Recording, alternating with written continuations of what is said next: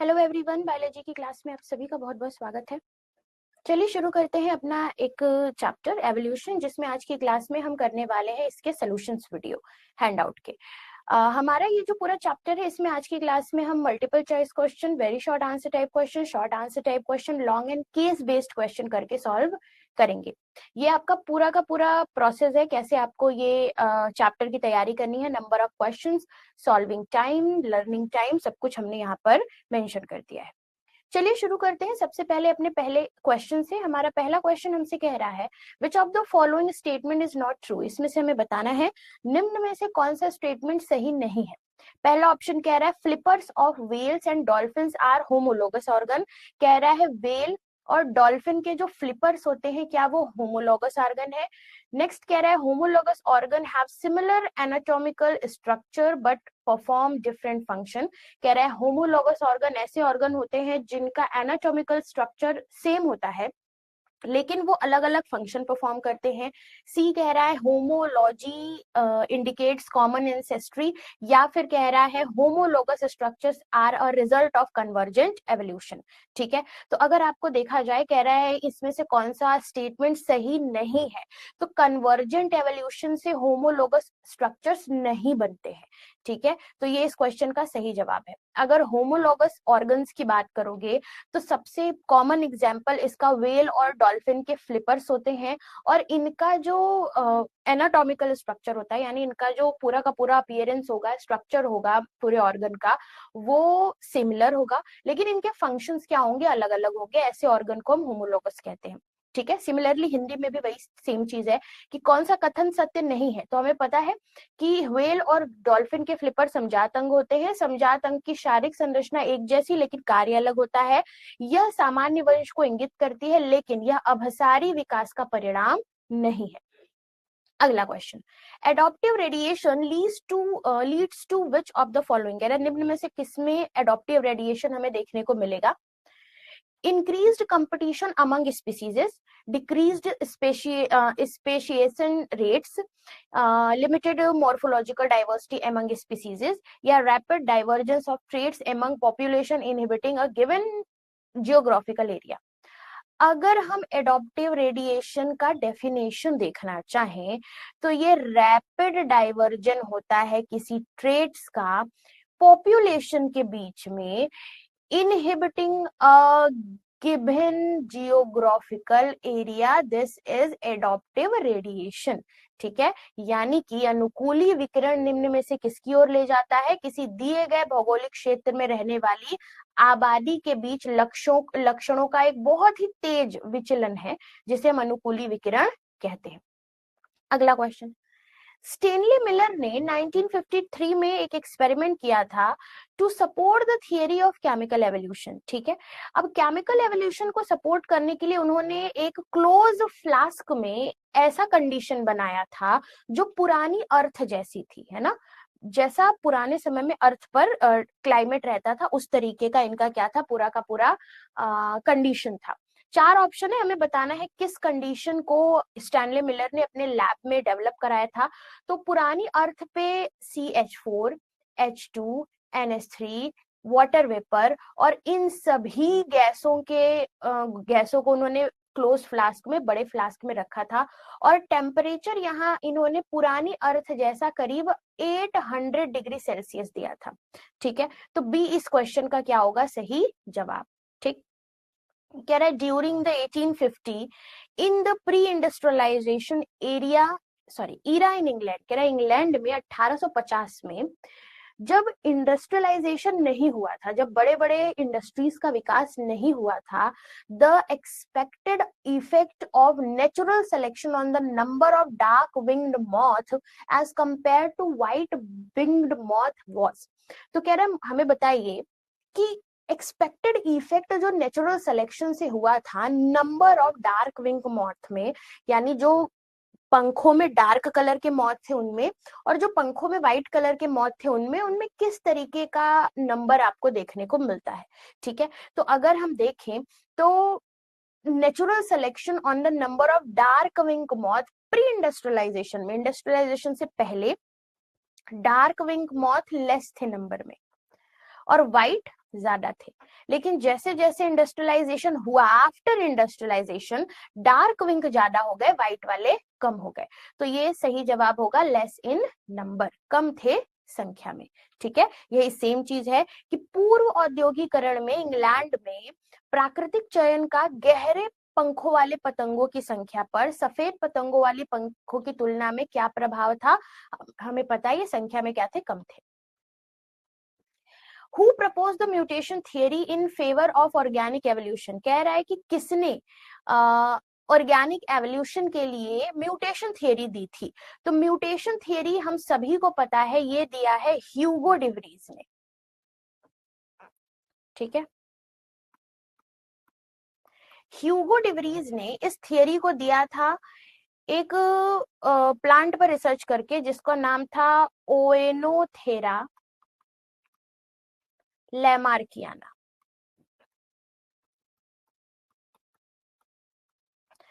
ओएनोथेरा लेमार्कियाना पर रिसर्च करके इन्होंने म्यूटेशन थियरी दी थी ह्यूगो डिवरीज ने। तो सही जवाब होगा ह्यूगो डिवरीज। कह रहा है at a particular locus the frequency of allele A is 0.8। A का जो फ्रीक्वेंसी है वो 0.8 है, and that of allele A, small A का जी फ्रीक्वेंसी है वो 0.2 है। What would be the frequency of heterozygotes in random mating population at equilibrium? कह रहे हैं मान लो जो फ्रीक्वेंसी ए का है 0.8 है, स्मॉल ए का है 0.2, अगर हम हेटेरोजाइगोट तरीके का हेट्रोजाइगोट्स का हम इसमें फ्रीक्वेंसी देखें तो वो कितना होगा, तो वो हमारा आएगा 0.32। ठीक है, correct answer is A, 0.32। Variation causes due to mutation are, उत्परिवर्तन के कारण होने वाली विविधताएं कैसी होती हैं। अगर म्यूटेशन हो रहा है, म्यूटेशन का मतलब क्या हो रहा है, अचानक से सडन चेंज हो गया। ठीक है, अब सडन चेंज कहां पर हो सकता है, हमारे क्रोमोसोम में, हमारे डीएनए में, या हमारे सबसे स्मॉलेस्ट यूनिट में, जीन में। अब अचानक का बदलाव है तो ये रैंडम होता है, सडन होता है ना। कैसा म्यूटेशन कैसा होगा, हमेशा रैंडम। ऐसा नहीं होगा कि एक निश्चित डायरेक्शन में होगा, random and direction less mutation होता है हमेशा। तो याद रखेंगे रैंडम एंड डायरेक्शन लेस हमेशा म्यूटेशंस होते हैं। ELISA, ELISA technique is used in the ELISA technique is based on the principle of, ELISA technique किस प्रिंसिपल पर बेस्ड है। ELISA तकनीकी एक तरीके का मॉलिक्यूलर डायग्नोसिस है। ठीक है, इसको अगर देखोगे तो इसका फुल फॉर्म होता है एंजाइम लिंक्ड इम्यूनोसॉर्बेंट एसे। तो ये एक एंटीजन एंटीबॉडी इंटरेक्शन टेक्निक है जिससे हम बीमारियों का पता लगाते हैं, जैसे कैंसर एंड एड्स। अगला जो हमारा क्वेश्चन है, कह रहा है evolution of modern man involves the following man like primate, choose the correct series of human evolution. कह रहा है मॉडर्न इंसान जो है वो कैसे इंसान जैसे प्राइमेट्स से बने हुए हैं, उनका एक सीरीज बताइए, यानी ह्यूमन एवोल्यूशन कैसे कैसे शुरू हो रहा है उसका सीरीज बताइए। 4 ऑप्शन है, अगर आप ध्यान से देखोगे सबसे पहले ऑस्ट्रेलोपिथेकस आए थे, ऑस्ट्रेलोपिथेकस के बाद ये चेंज हुए थे, इवेल्युएशन हुआ था इनका, एवोल्यूशन हुआ था इनका होमो इरेक्टस में। होमो इरेक्टस के बाद ये निएंडरथल बने थे और फिर ये बने थे होमो सेपियंस। तो इस क्वेश्चन के लिए करेक्ट आंसर ये है, ह्यूमन एवोल्यूशन का ये करेक्ट ऑर्डर है। ठीक है, सिमिलरली यहां पर भी हिंदी में यही सेम चीज हो जाएगी। Which of the following option shows the correct evolutionary order of the plant mentioned below? कह रहा है यहाँ पर प्लांट का एवोल्यूशनरी ऑर्डर बता दो। फर्न, जिंको, जोस्टोरोफाइलम और जेनेस्टिल्स, जिनेटिल्स, इन तरीके के प्लांट में किनका जो ऑर्डर है वो किस तरीके से होगा एवोल्यूशन के आधार पर, वो बताओ। तो सबसे पहले आएंगे फर्स्ट नंबर पर जोस्टेरोफाइलम। ठीक है, उसके बाद हमारा जो स्टेरोफाइलम के बाद डेवलपमेंट होता है फर्न्स में, फिर जिंगको, और लास्ट में जेनिटल्स। यानी इस तरीके से प्लांट में एवोल्यूशन कुछ इस तरीके से आगे आया है। Question is, about 15 million year ago, during human evolution, the primates which used to walk like gorillas and chimpanzees were. कह रहा है 15 million year ago human evolution के प्राइमेट्स जो थे वो गोरिल्लास की तरह और चिंपैंजी की तरह चलते थे, उसको हम क्या कहते थे, वो क्या होते थे? तो उस समय में, शुरुआत के समय में ये होते थे Dryopithecus and Ramapithecus.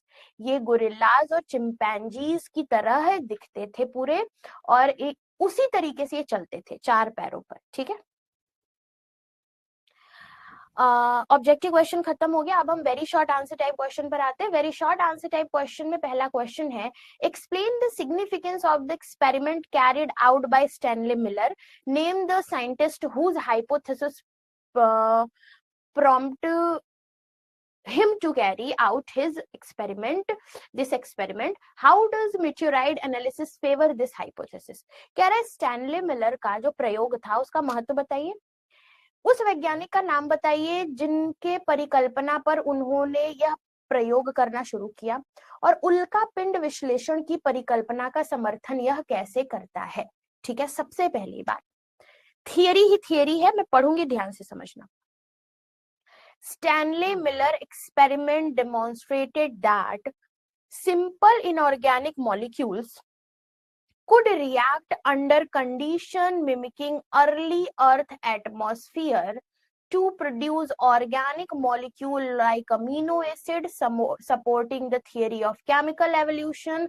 The experiment was based on the hypothesis proposed by Oparin and Haldane. ठीक, क्या कह रहा है? कह रहे मिलर का ये जो एक्सपेरिमेंट है, इससे मिलर ने ये बताया कि सिंपल इनऑर्गेनिक मॉलिक्यूल्स जो होते हैं, CH4, NH3, S2, water vapour, जो अर्ली अर्थ में उस समय थे, ये सिंपल इनऑर्गेनिक मॉलिक्यूल हैं। ये किसी सर्टेन कंडीशन में ऑर्गेनिक मॉलिक्यूल्स में चेंज हो जाते हैं। ये कौन सा कंडीशन था? अर्ली अर्थ, पुराने अर्थ वाला कंडीशन था, जिस पर हाई टेम्परेचर और इलेक्ट्रिकल बिजलियों जैसा या इलेक्ट्रिकल स्पार्क्स या कह सकते हो बिजली कड़कती थी। उस समय ये सारे इनऑर्गेनिक मॉलिक्यूल कन्वर्ट हो गए थे ऑर्गेनिक मॉलिक्यूल में, लाइक अमीनो एसिड। ये जो थियरी इन्होंने दी है, ये केमिकल एवोल्यूशन से प्रेरित होकर दी थी, जिसे ओपेरन एंड हाल्डन ने बताया था। ठीक है, अब मीटियोराइड का एनालिसिस करते हुए ये रिवेल्ड हुआ है कि the presence of organic molecules such as amino acid and nucleobases providing the organic compound can fully naturally in space. This supports the idea that the building block of the life could arise in abiotic condition, reinforcing the chemical evolution theory.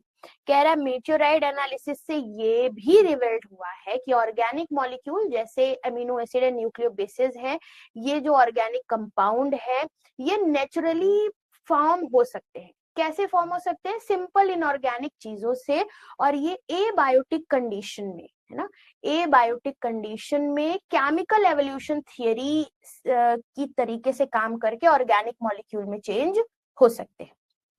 अगला question, what were the characteristics of life from that had been fossilized?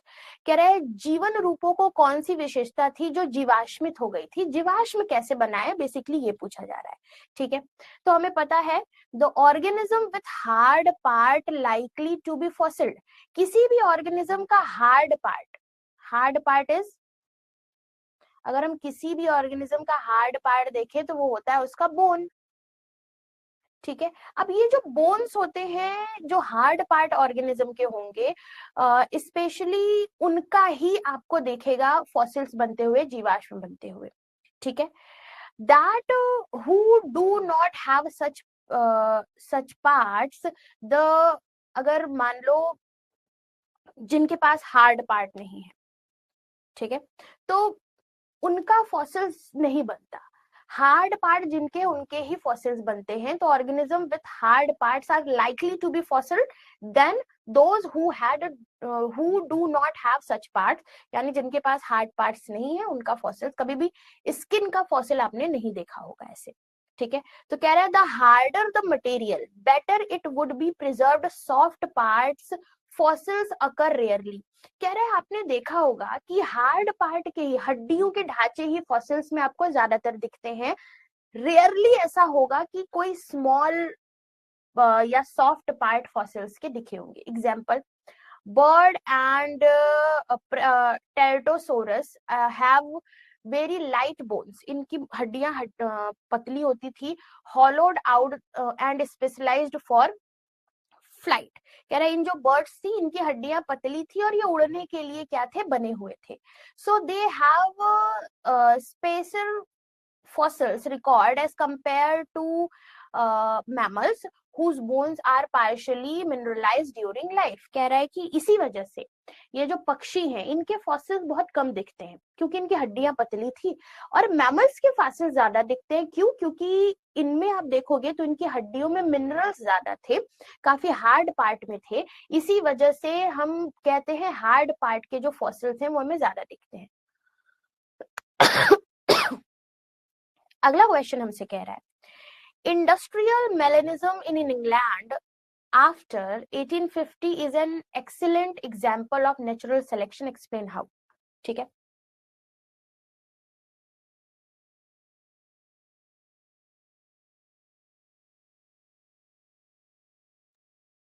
Sorry, कह रहा है 1850 के बाद England में औद्योगिक melanism प्राकृतिक चयन का एक उत्कृष्ट उदाहरण है, इसको समझाइए। ठीक है, शॉर्ट आंसर टाइप क्वेश्चन है। अब क्या कह रहा है, इंडस्ट्रियल मेलेनिज्म जो है इंग्लैंड में 1850 के बाद, जिसमें आपने देखा होगा कि इंग्लैंड में इस समय में इंडस्ट्री बहुत ज्यादा बनने लग गई थी। ठीक है, और इसके बनने की वजह से नेचुरल सिलेक्शन का एक बहुत ही एक्सीलेंट एग्जाम्पल सामने में आया है। ठीक है, क्या है वो एग्जाम्पल? प्री इंडस्ट्रियल एरिया सबसे पहले देखते हैं, यानी इंडस्ट्रियलाइजेशन से पहले की एरिया सबसे पहले देखते हैं। ठीक है, tree trunk were light coloured due to lichens. जब इंडस्ट्री नहीं बनी थी, समझना, जब इंडस्ट्रियलाइजेशन नहीं हुआ था तो उस समय पर जो पेड़ थे, उस पेड़ का जो पूरा छाल था, है ना, उस पर लाइकेन जमा हो जाते थे, जिसकी वजह से इनका कलर कैसा दिखता था, लाइट कलर, ट्री के पूरे छाल का। ठीक है, और उस छाल पर white wing moth were camouflaged and survived better. उस सफेद छाल पर पेड़ की सफेद पंखों वाले मॉथ आकर रहते थे और उस एरिया में वो कैमोफ्लाज कर जाते थे ताकि उनको कोई और ऑर्गेनिज्म आके खा न पाए और वो सरवाइव कर लेते थे। लेकिन उस समय में ऐसे मॉथ जिनके विंग का कलर डार्क था, वो इजीली उस पेड़ के जो ट्रंक है उस पर पहचान लिए जाते थे और प्रेडेटर उनको आकर खा लेते थे। इस वजह से प्री इंडस्ट्रियल एरिया में व्हाइट कलर के जो मॉथ थे उनकी संख्या ज्यादा थी और ब्लैक कलर के मॉथ की संख्या कम थी। बाद में जब पोस्ट इंडस्ट्रियल एरिया हुआ, ठीक है,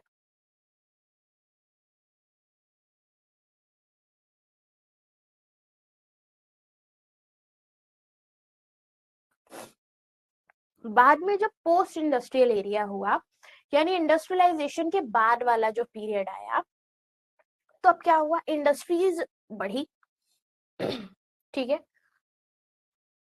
पॉल्यूशन बढ़ा।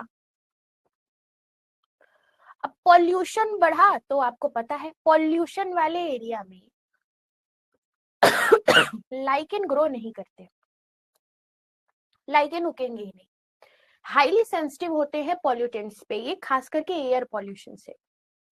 ठीक है, तो पॉल्यूशन बढ़ा फैक्ट्रीज बढ़ने की वजह से, लाइकेन अब पेड़ की छाल पर नहीं उगते थे, जिसकी वजह से ट्री का जो ट्रंक है वो क्या हो गए, डार्क कलर के हो गए, क्योंकि लाइकेन्स वहां पर सारे के सारे खत्म हो गए।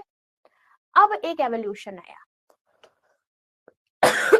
अब जो व्हाइट कलर के मॉथ थे उनको प्रेडेटर पहचान कर खत्म करना शुरू कर दिए, लेकिन डार्क कलर के जो मॉथ उस समय कम थे, अब वो उस ट्री की ट्रंक पर कैमोफ्लाज हो गए और वो बच गए, उनकी संख्या ज्यादा होने लगी और व्हाइट मॉथ पहचान लिए गए और प्रेडेटर के द्वारा नष्ट किए गए। तो ये जो एक एग्जाम्पल है ये नेचुरल सिलेक्शन का एग्जाम्पल है, कुछ इस तरीके से कि dark wing moth had a survival advantage in the polluted environment leading to their increased population. कह रहा है डार्क विंग मॉथ जो है इनमें सर्वाइवल एडवांटेज नेचर के द्वारा इनको मिला, जिससे वो पोल्यूटेड इन्वायरमेंट में भी सर्वाइव कर गए, जिसकी वजह से इनकी संख्या बढ़ी। लेकिन change in moth population illustrate how environmental pressures can select for trait that enhance survival, demonstrating natural selection। अब हमें पता है, इससे हमें ये पता चलता है कि किस तरीके से environmental pressures जो होते हैं वो population को अफेक्ट कर रहे हैं और selected traits ही अपनी संख्या बढ़ा पा रहे हैं और इसी तरीके से natural selection आगे बढ़ता है। कन्वर्जेंट एंड डाइवर्जेंट एवोल्यूशन यानी अभिसारी और अपसारी विकास में हमें कंपेयर करना है। हम कंपेयर करते हैं वेरी इजी तरीके से, ठीक है। हमें पता है कन्वर्जेंट और डाइवर्जेंट दोनों ही अपोजिट एवोल्यूशनरी प्रोसेस है। अगर हम डाइवर्जेंट एवोल्यूशन की बात करें तो ये रिलेटेड स्पीसीज में होता है, evolve different traits from a common ancestor due to different environmental pressures. कह रहा है पहले उनके एंसेस्टर्स कॉमन थे, लेकिन क्योंकि वो डिफरेंट डिफरेंट इन्वायरमेंट पर या डिफरेंट डिफरेंट जगह पर चले गए, जिसकी वजह से उन्होंने डिफरेंट ट्रेट सीख लिए और अलग तरीके से इवॉल्व हो गए। लेकिन कन्वर्जेंट एवोल्यूशन ऐसे एवोल्यूशन होते हैं जो अनरिलेटेड स्पीसीज है, जो अलग स्पीसीज है, जिनके एंसेस्टर्स अलग हैं, क्योंकि वो एक जैसी जगह पर रहने लग गए हैं, सिमिलर ट्रेट्स को ये अपने अंडर एक्वायर कर लेते हैं और सिमिलर इन्वायरमेंटल प्रेशर्स को झेलते हैं, जिसकी वजह से इनमें एक जैसा ट्रेट आ जाता है। This is convergent evolution. तो कन्वर्जेंट में बेसिकली हमारा क्या होगा, एक ही पूर्वज होगा, लेकिन उन पूर्वजों के जो बाकी के लोग उस पूर्वज से बने होंगे वो अलग अलग जगह पर चले गए होंगे, जिसकी वजह से अलग इन्वायरमेंटल कंडीशन की वजह से अलग ट्रेड उनके अंदर आ गया होगा। लेकिन कन्वर्जेंट एवोल्यूशन में क्या हुआ, ये पिछले वाला डाइवर्जेंट बताया था, कन्वर्जेंट एवोल्यूशन में ये हुआ कि अनरिलेटेड स्पीसीज हैं, सिमिलर इन्वायरमेंटल प्रेशर झेल रहे हैं, इसकी वजह से सिमिलर ट्रेट्स डेवलप हो गए। ठीक है, केस बेस्ड क्वेश्चन आते हैं। ठीक है, एक स्टेटमेंट है, उसके कुछ क्वेश्चंस होंगे, जैसे कि उन्होंने कहा पॉपुलेशन बीटल्स का हमें देखना है where Hardy Weinberg condition are met. ठीक है, डार्क कलर को कैपिटल बी से डोमिनेंट कह रहे हैं इसके लिए, और रेड कलर को स्मॉल बी से ये रेसेसिव कह रहे हैं। 40% ऑफ बीटल रेड कलर के हैं, beetles are red given। अब हमें इंफॉर्मेशन देना है what is the frequency of red beetle and calculate the percentage of beetles in the population have are heterozygous. अब ध्यान से सुनना, कह रहा है हार्डी वेनबर्ग इक्विलिब्रियम में डोमिनेंट कैरेक्टर, ठीक है, डोमिनेंट कैरेक्टर जो है वो है ब्लैक कलर का बीटल, जिसके लिए कैपिटल बी लिया गया है। ठीक है, उसके बाद रेसेसिव कैरेक्टर जो है वो लिया गया है रेड कलर का बीटल, जिसके लिए लिया गया है स्मॉल बी। कह रहे हैं अगर रेड कलर के बीटल का जो पॉपुलेशन है वो 40% है तो गिवन क्वेश्चन का आंसर दीजिए अकॉर्डिंग टू हार्डी वेनबर्ग। यही हिंदी में भी यहाँ लिखा हुआ है। ठीक है, अब हार्डी वेनबर्ग इक्विलिब्रियम का जो फॉर्मूला है वो है P square plus 2pq plus Q square is equal to 1। ठीक है, गिवन हमें क्यू स्क्वायर दे रखा है, रेसेसिव ट्रेट दे रखा है 0.4 क्योंकि 40% दे रखा है। ठीक है, तो हमने स्मॉल बी को क्यू स्क्वायर को 0.4 मान लिया है। टू डिटरमाइन क्यू, अब हमें क्यू डिटरमाइन करना है, which is the frequency of recessive allele in the population, simply take the square root of Q. अब देखो ध्यान से, Q square is equal to 0.4 है, तो क्यू की वैल्यू में यहाँ पर तो रूट आ जाएगा, है ना, यही सेम चीज यहाँ पर बोली गई है। तो अब हम इसका क्या करेंगे, स्क्वायर रूट लेंगे। जब हम इसका स्क्वायर रूट लेते हैं तो ये हमारा आ जाता है 0.63, Q is 0.63। As we know, अब हमें ये भी पता है कि P plus Q is equal to 1, ठीक है, यानी कि हम ऐसे भी कह सकते हैं कि अगर हम P की वैल्यू ज्ञात करना चाहे तो 1 में से अगर हम Q की वैल्यू माइनस कर देंगे तो हमें मिल जाएगा, ठीक है। तो 1 हमारा है, Q की वैल्यू कितनी आई है 0.63।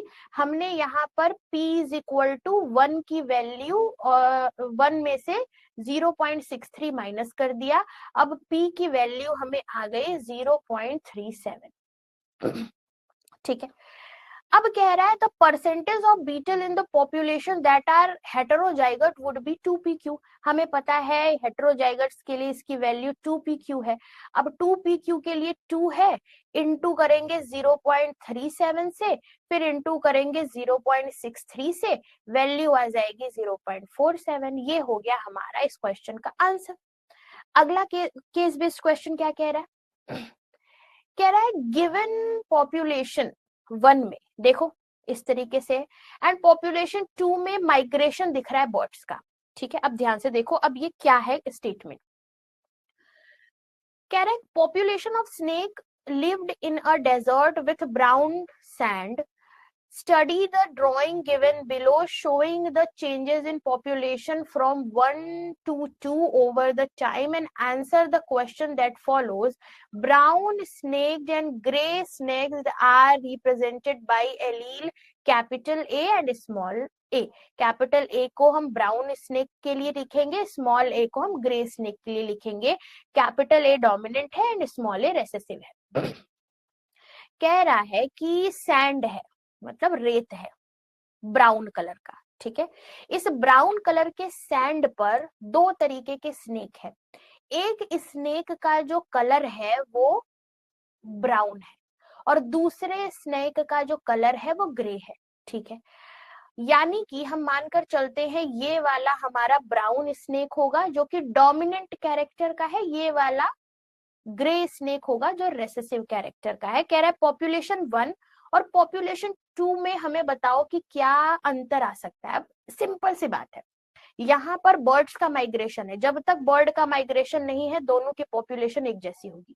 जैसे ही बर्ड का माइग्रेशन होगा, सैंड में जो कैमोफ्लाज कर जाएंगे स्नेक वो बच जाएंगे, लेकिन जो कैमोफ्लाज नहीं करेंगे वो स्नेक इन बर्ड के द्वारा खा लिए जाएंगे। तो आइए इसको देखते हैं, ठीक है।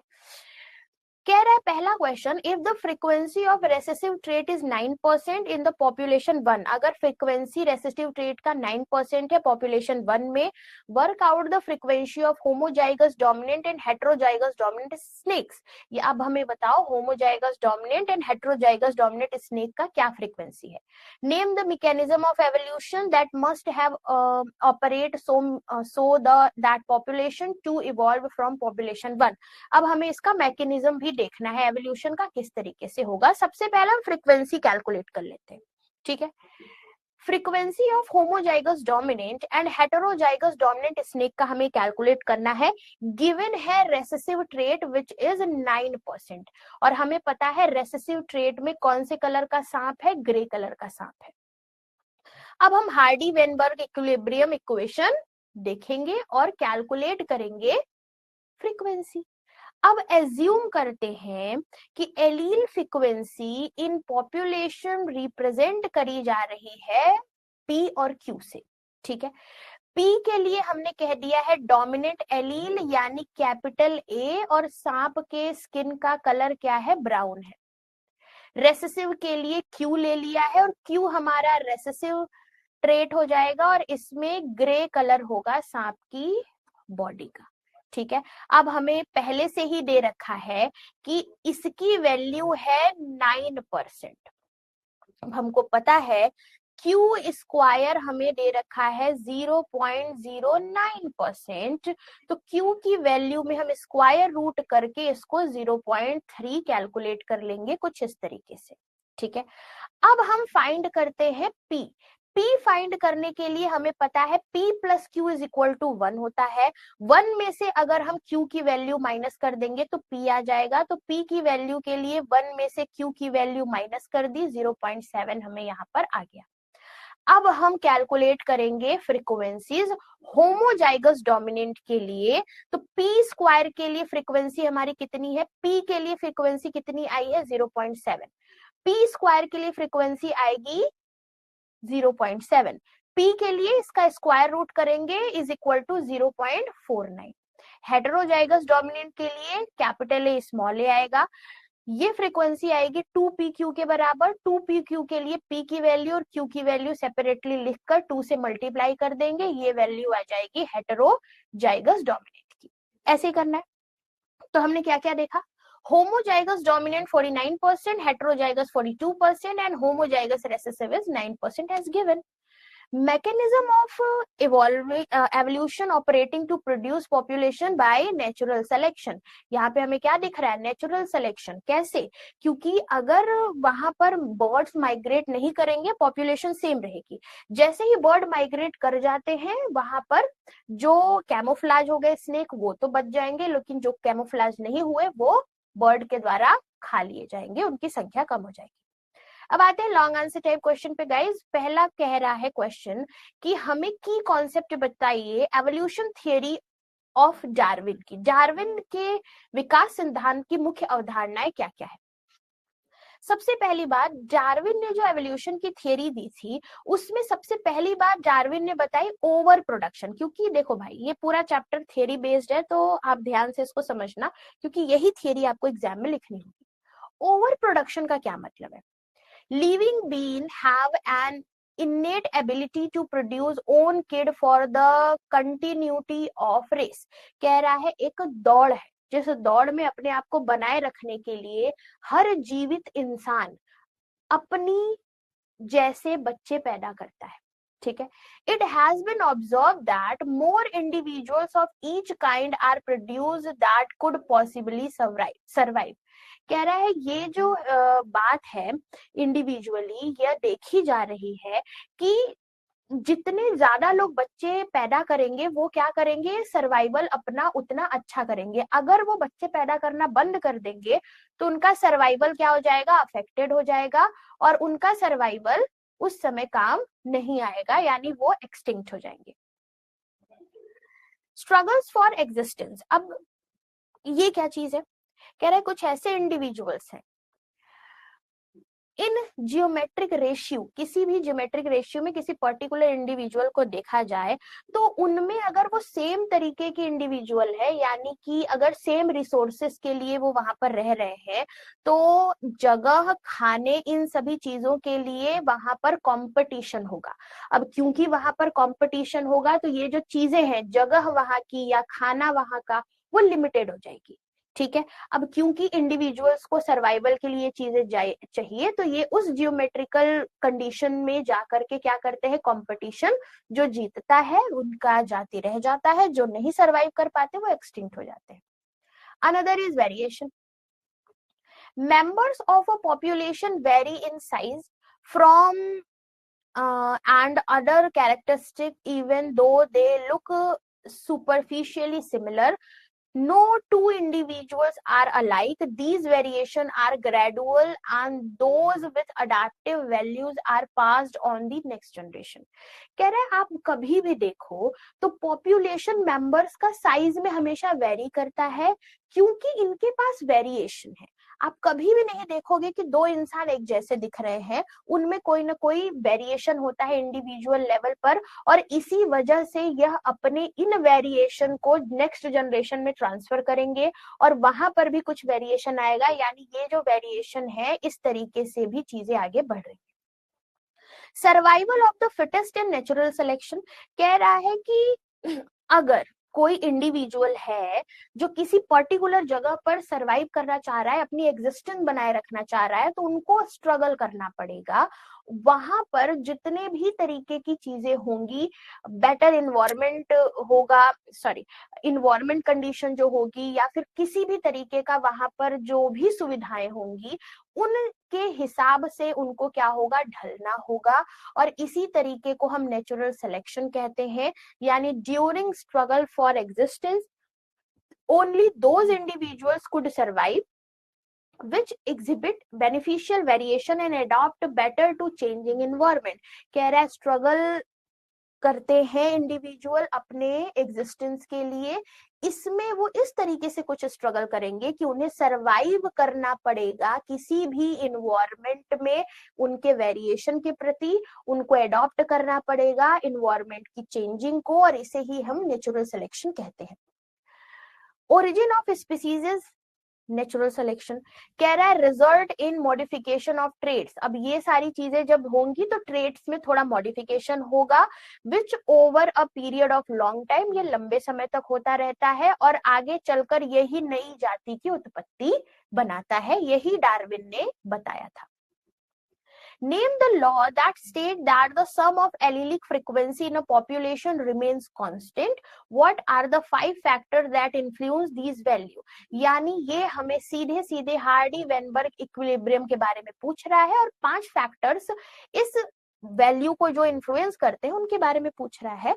हार्डी वेनबर्ग ने साफ साफ कहा था कि sum of allelic frequency in a population is stable and is constant from generation to generation, लेकिन कंडीशन है that is the gene pool remain constant, this is called allelic equilibrium. इनका कहना था कि अगर हम किसी गिवन पॉपुलेशन में एलिलिक फ्रीक्वेंसी देखें तो वो हमेशा एक ही होगी, कभी भी चेंज नहीं होगी, लेकिन इसके लिए कंडीशन है कि उसमें भी कभी भी जीन पूल 1 ही होना चाहिए, कभी भी कोई चेंज नहीं होना चाहिए।